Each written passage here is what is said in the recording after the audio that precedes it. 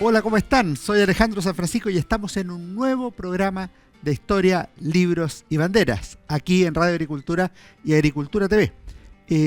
No les miento si les digo que es un gran privilegio tener como invitada de hoy a Hilda Sabato, una gran historiadora argentina, autora de numerosos y valiosos libros y artículos de su especialidad sobre ciudadanía, pueblo, sobre la historia de la República Argentina en el siglo XIX y sobre estos mismos temas en el ámbito americano.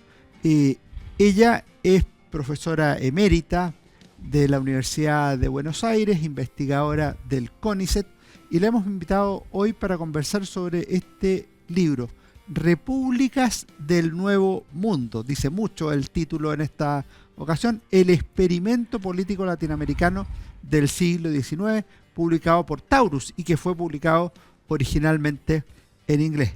Hilda, no sabes la alegría de tenerte aquí en Historia, Libro y Bandera. Bueno, el gusto es mío, Alejandro, y el agradecimiento también. Me encanta estar aquí para conversar contigo y sobre todo sobre mi libro, ¿no? Pero antes de tu libro te quiero preguntar por qué estás en Chile, porque es una buena noticia esta primera semana de septiembre que hayas visitado nuestro país. Sí, a mí me gusta venir a Chile, ya sea de paseo o... ¿Te atendieron bien? Muy bien, de trabajo, ¿no? En este caso fue la Universidad de San Sebastián, el instituto y el posgrado, el doctorado en historia. Me invitaron para dar una conferencia que resultó ser después la conferencia inaugural del Congreso o jornadas, no sé cómo se llama, sí, de historia conceptual, y después para trabajar en talleres con los estudiantes de doctorado. Y resultó me trataron magníficamente bien, pero además fue muy productivo académicamente. Qué buena cosa. Oye, vamos a tu libro. La primera pregunta que cae de cajón es ¿por qué decidiste escribir este libro que en realidad es muy sintético, muy claro, y te permite observar el tema de las repúblicas del Nuevo Mundo? O sea, no es que sea sintético y tú dices, oye, aquí no se trató el tema. Se trata, pero se trata de modo muy resumido. Originalmente publicado en inglés, traducido al castellano por ti. Bueno, este libro es el producto, en realidad, yo diría que es como la síntesis de toda una evolución en mi trabajo sobre la historia política del siglo XIX, que empezó siendo un trabajo... trabajé sobre Argentina, sobre los temas relacionados con la historia política, con la vida política, y de ahí fui gradualmente llegando a la República. No es un proyecto que se plantea a priori, ¿no? Entonces llegué a la República en la Argentina, pero en la medida en que para estudiar la Argentina me di cuenta que tenía que comprender a la Argentina como parte de un mundo más amplio, y no un mundo cualquiera, un mundo que fui definiendo yo como el de Hispanoamérica, continental sobre todo, no toco el Caribe porque es otra historia, y donde me di cuenta que la historia, que no podía entender lo que pasaba en la Argentina si no lo pensaba como parte de un proceso mayor. Y ese proceso mayor es el de el pasaje de las colonias de España a la independencia, pero sobre todo lo que pasó después de las independencias. Y ahí descubrí la República. Yo no partí de la República, llegué a la República. Y me pareció, y lo que fui descubriendo para mi sorpresa a lo largo de ese trabajo que hacía para mí misma, no lo había pensado como libro inicialmente, era para entender la Argentina tenía que entender lo demás, y a medida que fui leyendo, porque hay una historiografía fantástica sobre estos temas, una historiografía que sobre todo escrita a partir de los años de 1980 en adelante, que trata un montón de temas que me abrieron los ojos para darme cuenta cuánto de común había. Yo siempre cuando partí como buena historiadora, partí de lo particular y dije, no, la Argentina, más aún Buenos Aires, mis primeros trabajos fueron sobre Buenos Aires, es distinto al resto. ¿Cómo va a ser la Argentina igual a la demás? Y sin embargo, pronto me di cuenta que había un montón de paralelos. El proceso de transformación, de construcción de estas naciones, se dio en un momento en el cual se generaron necesidades y procesos muy semejantes. Eso aparece claramente en tu obra. Hay dos cosas que son claramente comunes, la independencia y la formación de las repúblicas, por ejemplo, ¿qué diferencias específicas hay además de los elementos comunes? ¿O qué cosas uno dice, mira, todo va por aquí, pero hay cosas que se salen Bueno, de la... por eso es un trabajo que me costó bastante escribir, porque la tendencia y mi formación es a trabajar sobre lo particular. Es decir, qué pasó en la Argentina, además aún qué pasó en una región de la Argentina, es como la formación nuestra, ¿no? Para poder ir en profundidad. Sin embargo, acá hice el trabajo inverso.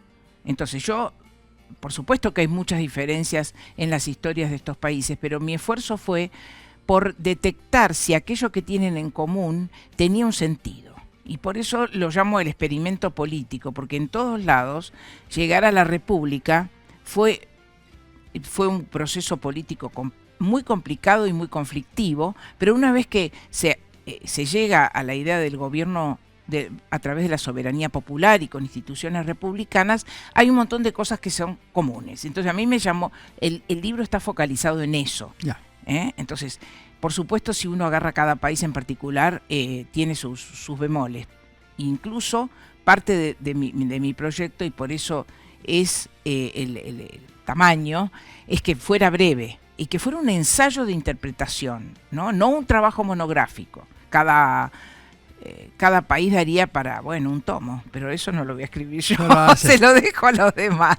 ¿Por qué utiliza el concepto de experimento político? Efectivamente lo dijiste acá, está en la introducción, está en distintas partes del libro y están las conclusiones. O sea, es un concepto que a ti lo tienes asumido y te parece importante. Bueno, eso también tiene que ver, es una reacción frente a las muchas posturas o interpretaciones historiográficas que entendían el siglo XIX como un siglo de tránsito, un siglo que no tenía ninguna especificidad, era un siglo de tránsito, y en el caso de América Latina, tanto por historiadores nuestros como por historiadores y analistas de otros países, era la idea de un experimento, de una historia fallida.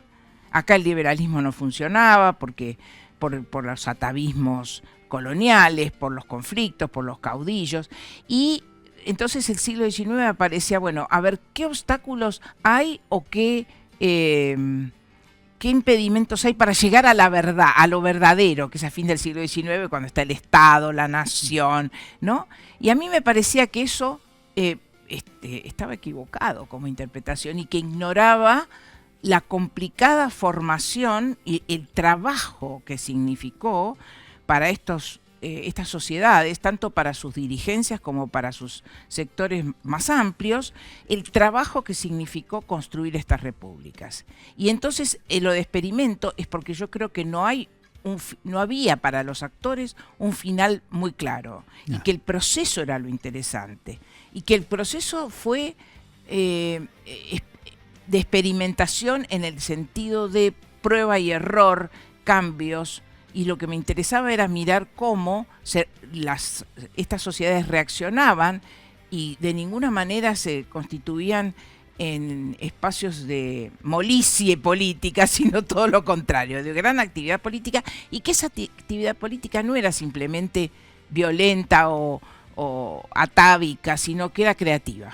Y que era el trabajo de llegar a que era difícil construir la modernidad política, y eso es lo que hace que se experimente permanentemente. No sé si lo dices tú exactamente o lo deduje yo de lo que leí, pero tú dices algo así como que el autogobierno es una aventura. Y efectivamente es una aventura doble, porque por un lado tienes que tener un gobierno propio versus lo que era un gobierno de dependencia. O sea, es la independencia versus la dependencia. Pero por otro lado, un gobierno alternativo frente a la monarquía, una república. Eso es muy interesante porque son efectivamente dos cosas distintas. Y además, donde las comunidades políticas sobre las cuales que se iban a construir no estaban definidas. En el caso de Chile es un poquito más, fue un poquito, uno podría decir más, no sé si fácil, el tema territorial, ¿no? Pero si uno mira los virreinatos, el mapa colonial, lo que vino después fue un sacudón tremendo de ese mapa colonial. Lo que terminó siendo los Estados-nación en la segunda mitad del siglo XIX no respondía al mapa colonial. Entonces había que construir las comunidades políticas, definir sus territorios y construir un gobierno basado en la soberanía popular. O sea, el pueblo es el que es el origen del poder y por lo tanto el que da legitimidad al poder. Mientras que esto es una transformación radical, diría yo, en la medida en que en la colonia había un ordenamiento que no solo tenía que ver con el rey, sino también con la idea del poder como trascendente, proveniente de Dios, ¿no? Y la construcción de república significa hacerse cargo. Hacerse cargo. Eso te iba a preguntar, porque aquí hay nuevamente un doble proceso. Por un lado, tú requieres formar nuevas autoridades, o sea, tienes un régimen distinto, tienes que tener nuevas autoridades. Pero tiene una segunda derivada que tú insinuaste ahí, me gustaría que profundizáramos, que dichas autoridades deben ser legítimas, deben disfrutar de legitimidad. Ese es el gran laboratorio, cómo construir autoridad legítima cuando no hay una última instancia, alguien afuera, ya sea el rey, Dios o quien sea, que determina la legitimidad de los gobiernos. Es el propio gobierno que tiene que legitimarse frente a la sociedad, es la sociedad la que legitima. Y eso es lo que lleva a una construcción de prueba y error en la construcción de instituciones, ¿no? De instituciones que van a ser las que, a través de las cuales se legitima, y prácticas políticas a través de las cuales se legitima. Y es difícil, fallan, les va mal, se legitiman y deslegitiman, es muy, muy azaroso, es muy incierto, es muy inestable. Porque lo que los hombres construyen, los hombres pueden destruir, ¿no? No hay alguien que dice, no, esto no se puede hacer. Ahora, hay una cosa que llama la atención, porque a veces se separa de manera más quirúrgica y tú lo haces más bien utilizando separaciones y continuidades. ¿Qué es la idea de que están presentes en el pensamiento y en la acción política del siglo XIX tanto doctrinas que llamaríamos de origen escolástico con otras de derechos naturales, y que no hay una contradicción flagrante y que no se pueden intercalar o asumir de manera más integrada? Bueno, eso además uno lo aprende. Todo esto, como digo, lo pude hacer porque hay historiografía, hay gente que ha estudiado caso por caso y también área por área. Una cosa, la historia intelectual, la historia de conceptos que se ha desarrollado mucho en los últimos 20, 30 años, ayuda mucho a eso. Y lo que se ve claramente es cómo en la acción política operan distintas doctrinas que se articulan de maneras muy curiosas a veces, ¿no? Esto que vos decís, puede haber entonces la figura de la república liberal, por ejemplo, como una matriz inamovible, para el caso hispanoamericano, esa matriz la podían tener algunos pensadores publicistas en sus cabezas, pero en la práctica se mezclaba no solo el tema de los derechos naturales, la tradición católica, después se mezclaba el republicanismo, de origen clásico, se iban hasta, los primeros patriotas, digamos, leían a Polibio, a Cicerón. A los griegos y romanos, sí. Sí, claro. Y por lo tanto, se inspiraban, sacaban inspiración de cualquier lado, ¿no? Bien a lo que nos pasa a los latinoamericanos. Yo como historiadora, para inspirarme, leo de cualquier lado, no me atengo a una corriente o a una digamos, a una doctrina. Y en el caso, sí. Exactamente, en el caso político con más razón, ¿no? Y ahí operan lenguajes políticos donde uno puede distinguir momentos en que hay algún predominio, alguna hegemonía, pero básicamente lo que hay es una mezcla y un conflicto, no es una mezcla armónica, ¿no? Y a eso hay que agregarle una cuestión que es práctica, que es la realidad política. Sí. Porque la realidad política también va determinando hacia dónde conduzco. Yo tenía esta doctrina más o menos asumida, la realidad política va por otro lado. Bueno, hay que hacer un ajuste de cuenta. El experimento era eso, aplicar, buscar, poner cosas y al mismo tiempo disputar, ¿no? Porque es disputado, es un terreno disputado donde hay distintos proyectos de país. No hay un solo proyecto de país, no hay un solo proyecto de Estado. Unitario, federalista, claro. Más autoritario, más liberales, más populares, más aristocráticos, o sea, una variedad importante. Sí. Pero en todos los casos tenían que atenerse y construir instituciones que les permitieran legitimar esas posiciones. No eran figuras liberas, tenían ataduras referían a la sociedad en su conjunto, ¿no? Los distintos sectores sociales. Estamos conversando con Hilda Sábato, Las Repúblicas del Nuevo Mundo. El libro tiene como subtítulo El experimento político latinoamericano del siglo XIX y es una obra que pueden encontrar, por supuesto, en librerías, que yo recomiendo desde ya. Una obra que fue publicada el 2021 en español, pero habían aparecido el 2018 por Princeton University Press. De manera tal que aquí tenemos una obra ya para comenzar. Los que están buscando, creo que es un gran libro sobre el siglo XIX. Vamos a hacer un pequeño alto y seguimos conversando con la historiadora Hilda Sábato aquí en Historia, Libros y Banderas, en Radio Agricultura y en Agricultura TV. Volvemos.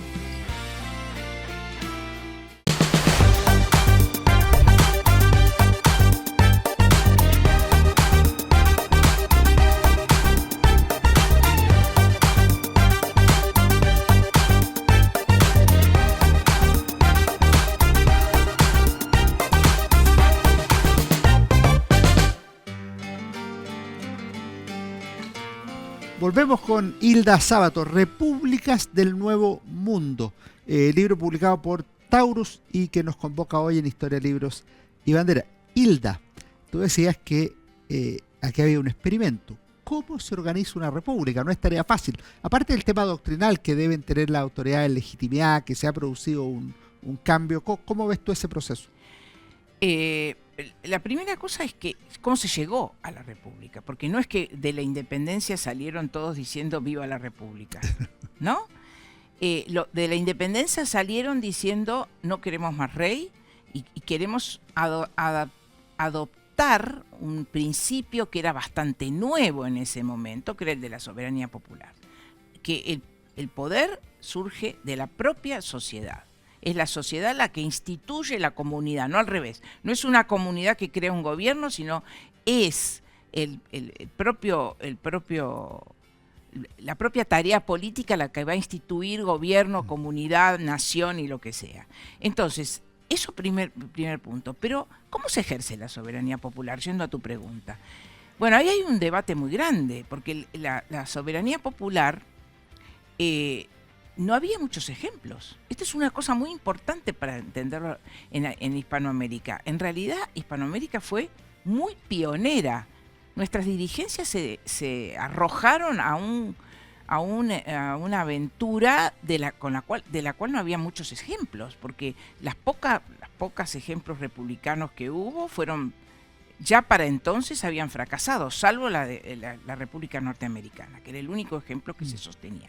Francia, la sede de la República, en ese momento era un imperio, y después la caída del imperio de Napoleón.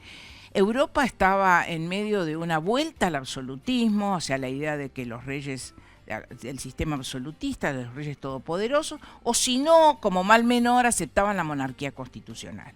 Y en Hispanoamérica, debido a la dificultad que significaba pensar un gobierno sobre la base de la soberanía popular, hubo bastante disputa y hubo muchos que querían la monarquía.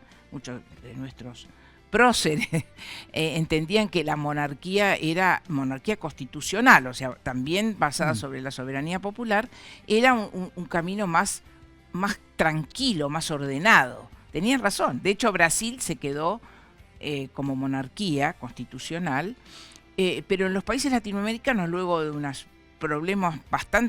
conflictos bastante entre grupos, que los que querían monarca, los que querían república, triunfó la república. Pero no triunfó de la nada, triunfó de un conflicto.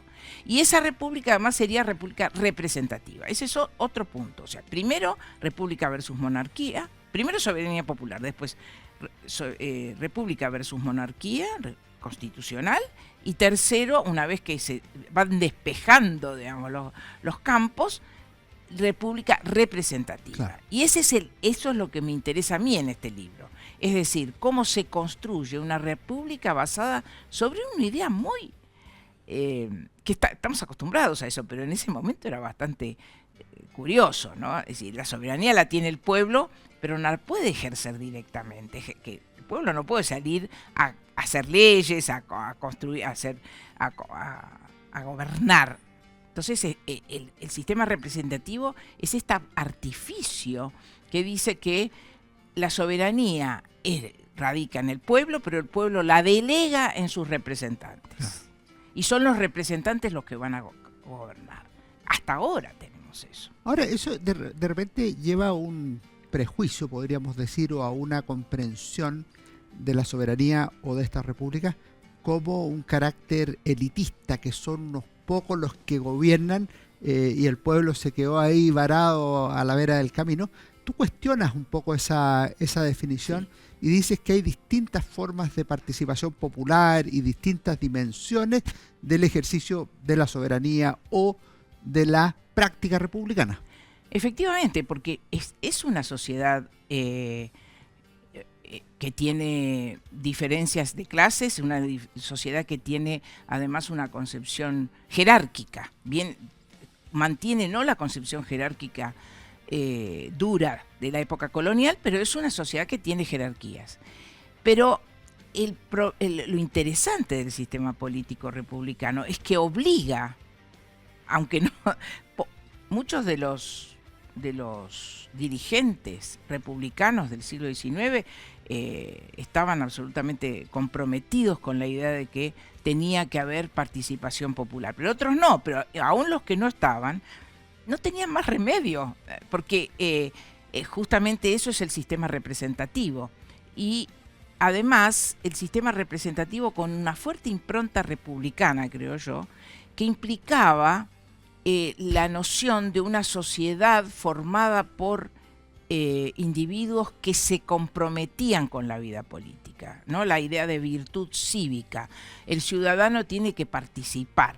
Entonces, ahí hay una contradicción, hay complicaciones entre quienes pueden, quienes no pueden, pero hay un principio, y es que la autoridad debe legitimarse. Entonces, ahí es donde aparece lo que yo intenté hacer, era mostrar lo que para mí son los ejes a través de los cuales se da esa participación. Porque no es una participación anárquica, ni es una participación, como vos decías, en algún momento la historiografía y también la publicística, ¿qué marcó? Marcó, bueno, no, son gobiernos oligárquicos, no vale la pena ni siquiera analizarlo porque mandaban 5 y todos los demás obedecían. Bueno, lo que uno encuentra es que no ocurre, no mandan 5, no obedecen. Es compleja la cosa. Es muy compleja y además hay un montón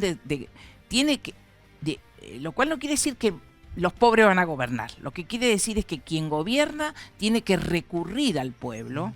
El pueblo es la palabra clave ahí, pueblo en sentido no de clase social, sino pueblo como sociedad, como comunidad política. Es el pueblo el que tiene que refrendar. Entonces ahí empiezan a inventar instituciones. La primera, que no la inventan ellos, sino que ya está inventada para el gobierno representativo, es las elecciones. Las elecciones son... Eso era lo próximo que te iba a preguntar, las elecciones.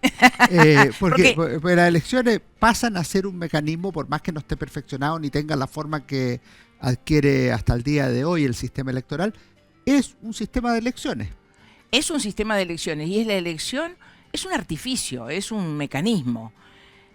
A partir del cual el pueblo, voy a decirlo en teoría, como se teoriza eso, es el pueblo el que elige sus representantes que van a ejercer la soberanía en su nombre. Y esta parte de en su nombre es importante, porque la elección es el paso inicial. Entonces hay que construir elecciones. Primero, la gente no es que estaba todo el mundo desesperado por votar. No existía la costumbre de votar. No existían los mecanismos institucionales para las votaciones. Entonces hay uno de los capítulos que está dedicado a mostrar esos mecanismos que se van inventando y se van reformando todo el tiempo para producir las elecciones. Y entonces lo que se ve, y esto va un poco en contra del sentido común, es que las elecciones efectivamente eran construidas desde arriba por las dirigencias, pero que a la vez implicaban un enorme trabajo hacia abajo para reclutar y organizar votantes. Y que de resultas de esto, por la forma que fue adoptando ese sistema, en realidad la gran participación electoral no se da por parte de las clases altas, sino de las clases bajas. no en un sentido democrático, como entenderíamos hoy, pero sí a través de la construcción de agrupaciones electorales, clubes electorales y de la movilización para votar. Que pasa a ser un elemento de pedagogía política también, de praxis republicana. Tremenda. Al mismo tiempo, son políticos, necesitan el apoyo popular, pero también necesitan ganar. Entonces, la construcción de esas redes políticas es una construcción de arriba hacia abajo, pero de donde los de abajo no son ovejitas que van al corral, sino que a su vez tienen capacidad de negociación para incorporarse o no incorporarse, para ir a votar o no, para decidir. Y son procesos colectivos, es decir, el voto a veces es un poco difícil. Nosotros estamos acostumbrados al voto como una instancia individual, ¿no? Yo a la noche pienso quién voto mañana. Pero ahí no, son máquinas electorales, algunos lo llaman, mecanismos electorales, donde vota poca gente, porque en general el voto es voluntario.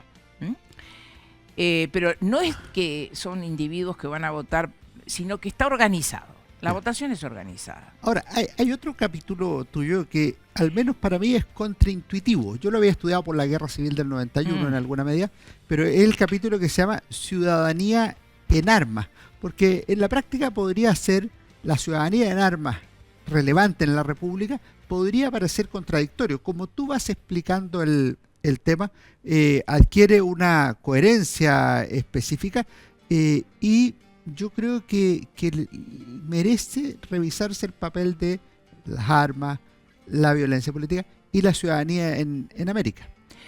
Bueno, ese para mí, porque todo este proceso, todo este libro tiene fue también experimentación de mi parte, o sea, yo fui descubriendo cosas y, por ejemplo, desde al principio yo trabajaba más que nada elecciones, opinión pública, y consideraba que las armas no pertenecían a este mundo, sino que eran atavismo, bueno, cosas que de pueblos primitivos. Pero después fui dándome cuenta que la violencia política, así como está ejercida, que no es cualquier violencia política, tenía un sentido en la República y que estaba inscripta en las propias principios republicanos. Y ahí fue cuando me di cuenta que también el sistema representativo, por definición, tiene punto de partida las elecciones. En todos lados donde se estaba implementando el sistema representativo, las elecciones aparecían como el mecanismo indicado, único. Pero no era que la elección significaba yo te elijo a vos y vos ahora haces lo que querés, sino que la gran preocupación de las dirigencias y que tiene que ver con la tradición republicana que se remonta a Grecia y a Roma, o sea, no estoy hablando y después en los pasos intermedios, que es la idea de que si bien el pueblo delega, el pueblo no delega y se va a su casa, sino que el pueblo tiene que ejercer control. Permanece activo. Tiene que permanecer activo, porque la autoridad, por eso digo, tiene que permanecer activo, y la idea de que la autoridad se legitima en el ejercicio de la autoridad, del gobierno. Entonces, hay un paso primero que es la elección, se constituye un gobierno, pero después no hay que esperar hasta la próxima elección para castigar o premiar a ese gobierno, sino que a lo largo de todo ese tiempo corresponde al pueblo, estoy hablando en teoría, ¿no? Corresponde al pueblo controlar, ¿qué controlar? Que el gobierno no se vuelva despótico, esa es la palabra de la época, que no infrinja la libertad que es la base de la República, ¿no? Entonces ahí es donde aparecen distintas formas de control. Y una de ellas, que para mí fue una sorpresa también, a pesar de que yo había estudiado un montón sobre el siglo XIX, pero no me había dado cuenta el papel que ahí tenían las milicias y las guardias nacionales, ¿no? Que son, bueno, y por lo tanto, y a través de mirar esa institución, ¿cuál es el principio de la milicia? El principio es el de la ciudadanía en armas. Claro. Y eso lo dicen. ¿Por qué? Porque la República solo puede ser defendida por sus ciudadanos. Y ahí viene toda la discusión acerca del ejército, que el ejército profesional, todos los países crean ejércitos profesionales, pero con culpa. los republicanos no les gusta el ejército profesional, porque el ejército profesional es darle el poder a alguien sin control. Claro, puede ser una competencia política de la República. Exactamente. Entonces, está esta institución de la milicia, que también proviene del tiempo antiguo, que era, la milicia es la mejor ¿qué es la milicia? Son los ciudadanos que se dedican a todas sus actividades normales, pero que son convocados a defender a la patria y a la república, no solo a la patria, a la república, cuando están en peligro las libertades. Esa figura de la ciudadanía en armas, de alguna manera, habilita la creación de la milicia, porque los ciudadanos en armas no es que se llevan el revólver a la casa, como aparece ahora en Estados Unidos, pues salen a matar por la calle, sino que es el ciudadano en armas, baluarte y defensor de la ley. Y esto lo lees en cualquier discurso, hay que leer los discursos de Portales, que decía claro. Eso, ¿no? Carta. Había que construir una milicia que era la canalización de la ciudadanía armada. Entonces, la ciudadanía armada es un principio que tiene que ver con el poder de las armas, lo tiene el pueblo también, no un ejército mercenario, como se decía, pero a la vez no es el pueblo así, sino canalizado a través de la milicia y sobre todo después, en la segunda mitad, las guardias nacionales, que se convierten en, bueno, el brazo armado de la República, por decirlo así. Pero ahí, cuando hay muchas armas dando vuelta, hay problemas. Hay riesgos también. Estamos conversando con Hilda Sábato, Repúblicas del Nuevo Mundo, el experimento político latinoamericano del siglo XIX. Vamos a hacer un último alto y volvemos de inmediato aquí en Historia, Libros y Banderas.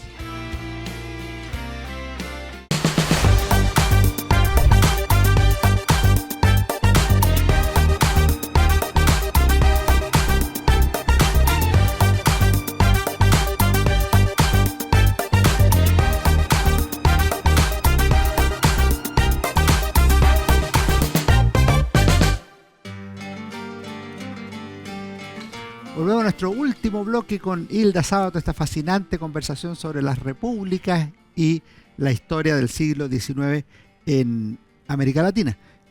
Hilda, quería ir a otro tema que aparece en tu libro y que es muy interesante, que es el tema de la opinión pública, que es una cosa que es bastante intensa en el siglo XIX y es más plural de lo que uno puede pensar. O sea, están ciertamente los periódicos, pero también están los clubes de sociabilidad o distintas formas de sociabilidad, las movilizaciones populares, es decir, hay una cosa que es bastante más compleja y a la que pueden acceder también gentes muy diversas, no solo aquellos que están, por decirlo de alguna manera, participando en la política cotidiana. Sí, ese es tratando de sintetizar el problema de la República para este libro, encontré que podíamos agrupar una serie de actividades bajo el rubro opinión pública, que hoy no la llamaríamos opinión pública, pero que en la época abría el camino para la participación de distintas maneras. ¿Por qué? Porque si una de las maneras de control del gobierno de turno era la ciudadanía armada y por lo tanto abría el camino para la difusión del poder militar más allá del ejército y por lo tanto también abría el camino para las rebeliones y revoluciones que se hacían en el siglo XIX, que siempre fuimos condenados por ello como países medio entregados a la violencia. Encontramos que en realidad esa violencia está totalmente incluida en las posibilidades del régimen republicano. Había que salvar la República, se podía hacer una revolución y las milicias, las guardias nacionales eran un instrumento importante para eso, no el único. Bueno, pero esa es una pata, digamos. La otra, más regular, porque las revoluciones se hacían, pero no eran la cotidianeidad, ¿no es cierto? En el ritmo regular y más, de alguna manera, menos complicado, menos conflictivo que una revolución, que requería otras cosas que no tengo tiempo acá, pero en el libro está desarrollado. La otra, muy importante, era la voz del pueblo. Y esto venía del siglo XVIII en Europa, pero se afianzó en América muy rápidamente. La idea de que los gobiernos tienen que estar sujetos al juicio del pueblo, a través de lo que se empezó a llamar la opinión pública. Por supuesto, hay muchas definiciones de opinión pública, fue cambiando durante el siglo XIX. Yo lo junto todo porque simplemente lo que quiero decir es que hay un público, para usar un término de época, hay un público afuera del sistema político, o al costado, no está afuera, que es el público que está está autorizado más, es un deber del público, la creación de un público que controle. Y ahí empiezan todas estas instituciones que vos mencionaste. Los diarios, periódicos, diarios, pasquines, todo lo que eso es... Claro, los diarios no son los diarios de hoy, puede ser una o dos páginas. No, y además muchos son periódicos, muchos son de corta vida, pero otros son de muy larga vida, sí, como claro. Sabemos, ¿no? Y entonces hay una proliferación, hay épocas más prolíficas, épocas menos prolíficas, porque hay gobiernos que controlan la prensa o buscan controlar la prensa, pero con bastante poca suerte, porque en general en todos estos países hubo muchísima prensa. Prensa, primero en los inicios era prensa del gobierno y prensa de los partidos, pero luego empezó cualquiera que quería tener algo que decir, o sea, ¿no? Las colectividades extranjeras, más adelante los gremios obreros o de trabajadores. La sociabilidad, la sociabilidad es impresionante y ahí se combinan prácticas más viejas como las tertulias, las cofradías, con las nuevas que empiezan a aparecer, que son nuevas formas de sociabilidad, donde la gente participa, asociaciones de ayuda mutua, acá los bomberos, claro. Que se convierten en instrumentos políticos, porque hacen su trabajo de protección, o sea, contra el fuego o de ayuda mutua, pero a su vez se convierten en apoyos o no para distintos grupos. Y después están las movilizaciones, porque a través de quienes se movilizan ahora, mucha de la gente que se moviliza lo hace en nombre de la opinión pública. Nosotros somos el pueblo, somos el público y tenemos derecho a opinar.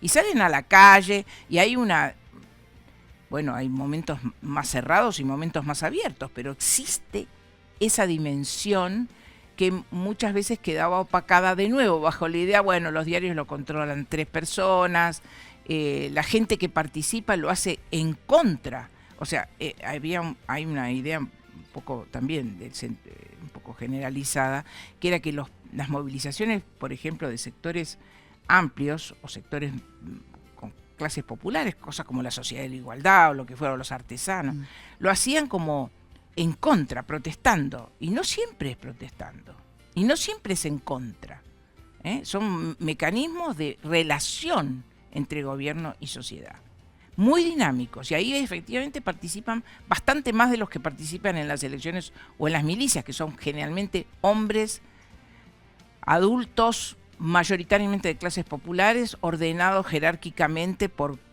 dirigencias medias que organizan eso. La opinión pública es más horizontal e incluye también extranjeros, mujeres, niños que salen a la calle. O sea, hay un mundo para explorar, hay trabajo ya. Un par de cosas más para ir terminando, Hilda.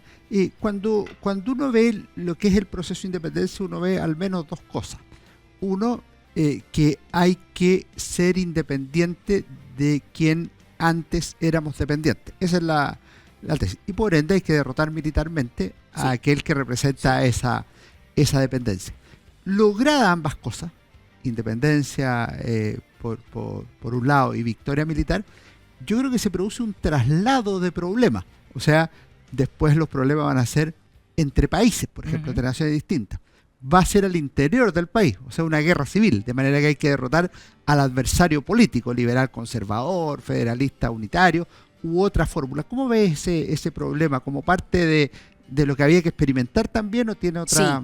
Sí, hay 2 cosas, ¿no? Primero, que la guerra de independencia, las guerras de independencia, y ahora también se ha estudiado mucho, y hay muchas novedades en eso, las guerras de independencia implican una enorme movilización. Y implica también el quiebre del orden tradicional social. porque no es verdad que después de la independencia todo quedó como estaba antes, porque de hecho la formación de ejércitos, la formación de ejércitos implica arrancar a la gente de sus relaciones habituales de subordinación en el campo, en la ciudad o en lo que sea, y mandarlos a un ejército donde están con otras personas, y crean otras jerarquías, y vuelven diferentes.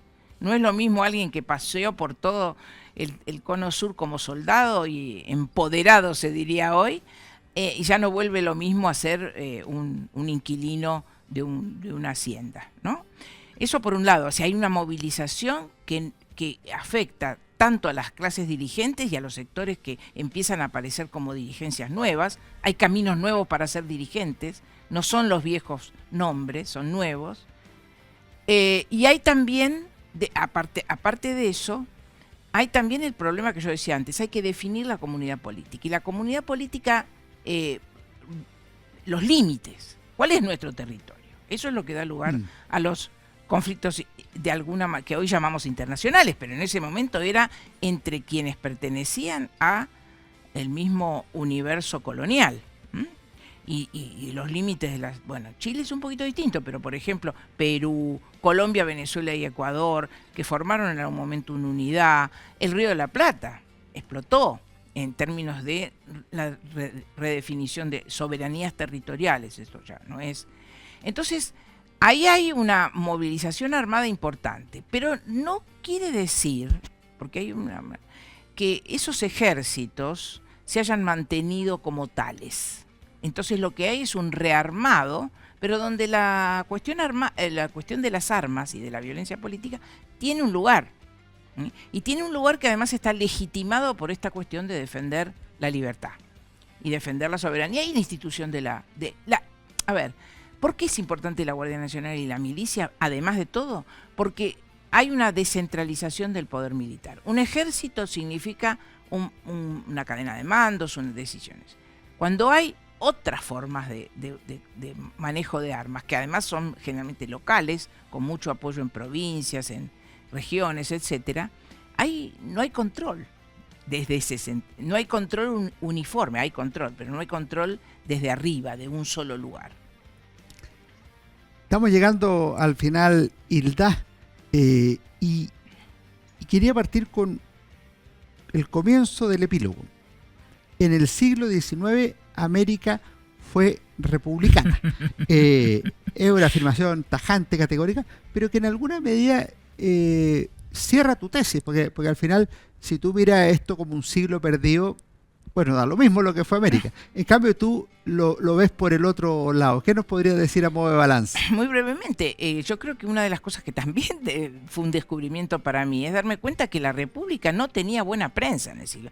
No digo a fin del siglo XIX, a principios del siglo XIX era tirarse al vacío. Los Estados Unidos eran el único ejemplo existente y no eran de la vastedad que tenía Hispanoamérica.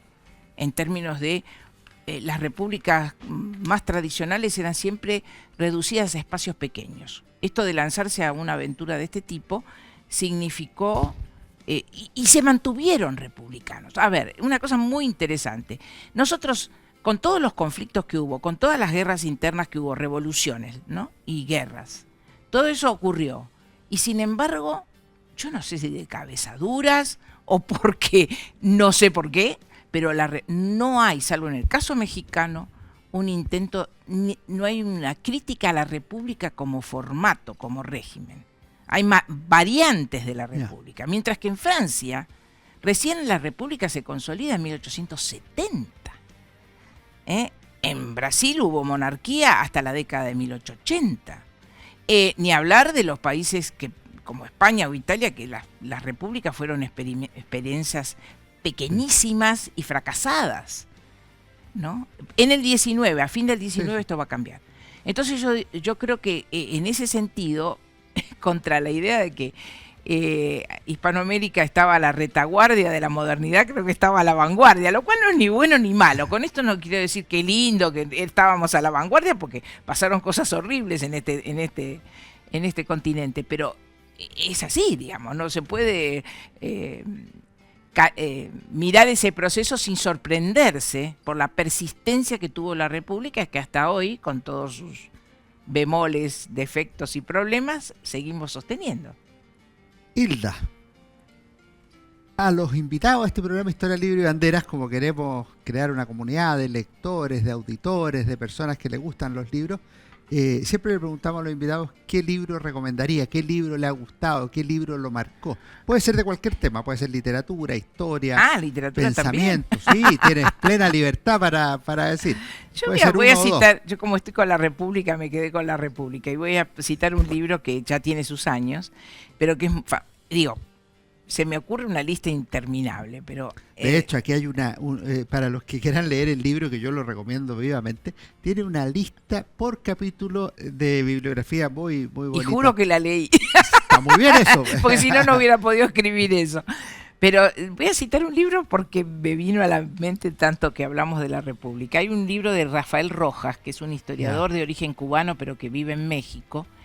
Gran historiador. Y tiene un libro, a propósito de la República, ya que estamos en tema, que se llama Las Repúblicas de Aire, que es sobre los primeros 20 años de la transición de la independencia a la República, y escribe fantásticamente bien, y él ahí cuenta, no abarca sobre todo no tanto nuestro cono sur, sino más bien México, Venezuela, hasta Perú creo que llega, y es donde él muestra cómo circulaban, porque una pregunta que también uno se hace es ¿por qué estos tipos eran tan parecidos? ¿Por qué estos experimentos tenían cosas muy parecidas? Bueno, y él ahí hace un análisis de historia intelectual en realidad, pero en el sentido denso de la palabra, no solo de las ideas, sino de los personajes de las dirigencias republicanas, y dónde se conocieron, cómo circulaban entre distintos países, cómo iban a Estados Unidos, cómo iban a Europa,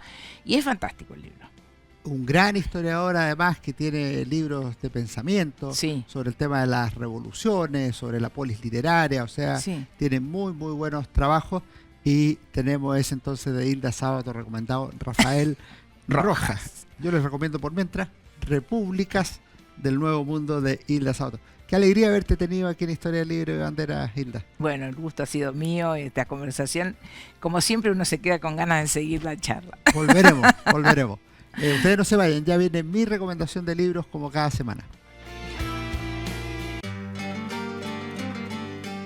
Hola, ¿cómo están? Soy Alejandro San Francisco, y esta semana en Historia, Libros y Banderas, esta es mi recomendación: Pensar la Revolución, historia intelectual de la independencia chilena, cuyo autor es Gabriel Cid, un historiador joven de la Universidad San Sebastián, y que realmente hace un trabajo extraordinario en esta obra, con una abundante cantidad de documentos y una excelente y actualizada bibliografía, pero además con una reflexión personal que nos permite contar con un libro muy bueno y que vale la pena leer. Esto nos permite captar lo que fueron los años 1810, 1830, desde el punto de vista del pensamiento político, con elementos de historia de las ideas, historia intelectual, también de historia de los conceptos, en que aparecen ideas tan importantes, nociones tan importantes como república,